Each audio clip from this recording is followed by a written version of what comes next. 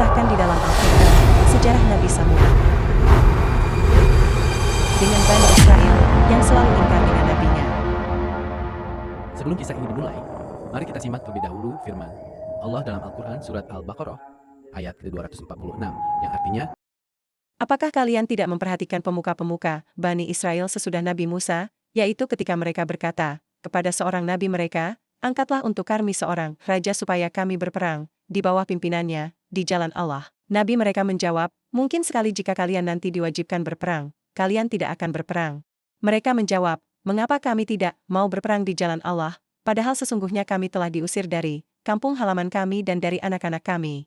Maka tatkala perang itu diwajibkan atas mereka, mereka pun berpaling, kecuali beberapa orang saja di antara mereka. Dan Allah Maha Mengetahui siapa orang-orang yang zalim.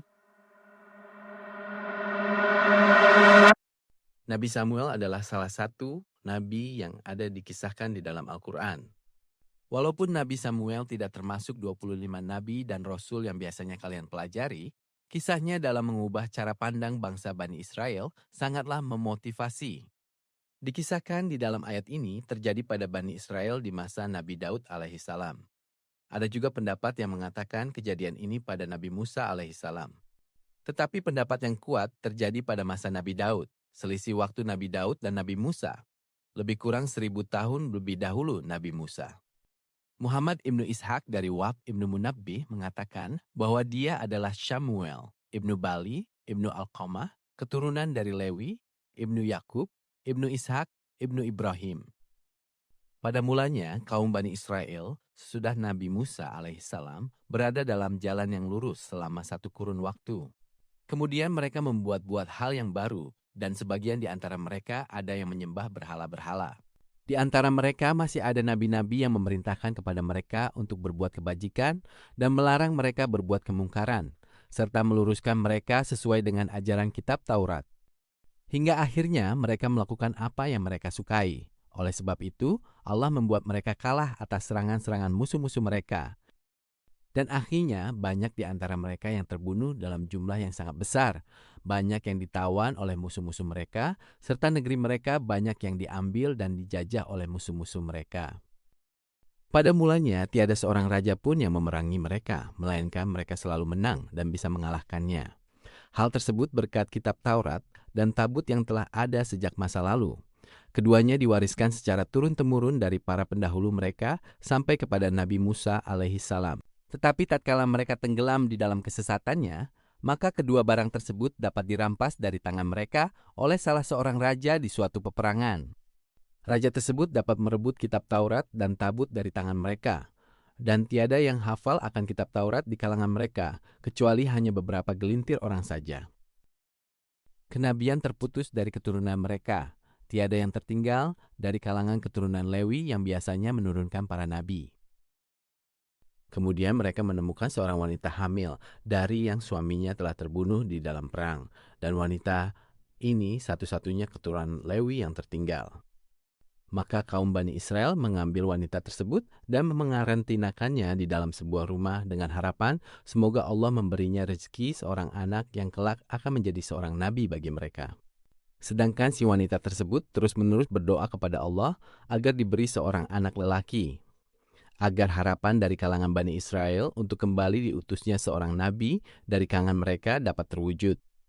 Allah memperkenankan doa wanita itu, dan lahirlah darinya seorang bayi lelaki yang kemudian diberi nama Samuel, yang artinya Allah memperkenankan doaku. Anak tersebut tumbuh dewasa di kalangan kaum Bani Israel, dan Allah menganugerahinya dengan pertumbuhan yang baik. Ketika usianya sampai pada usia kenabian, maka Allah mewahyukan kepada Nabi Samuel, yaitu memerintahkan kepadanya agar mengajak dan menyeru kaum Bani Israel untuk mentauhidkan Allah Subhanahu wa Ta'ala.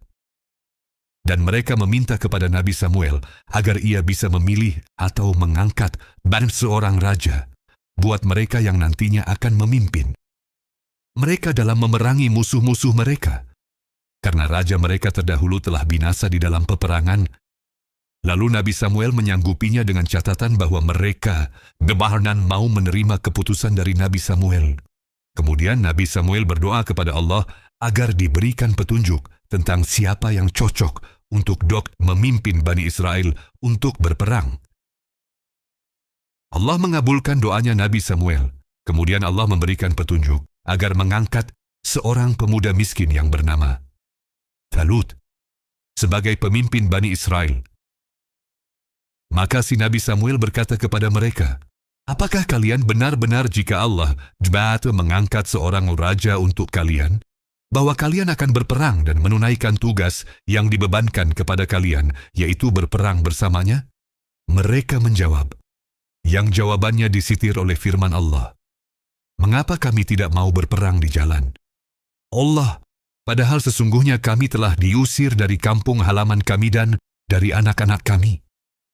Quran Surat Al-Baqarah, ayat 246, yakni negeri kami telah dirampas dari tangan kami dan banyak anak-anak kami yang ditawan.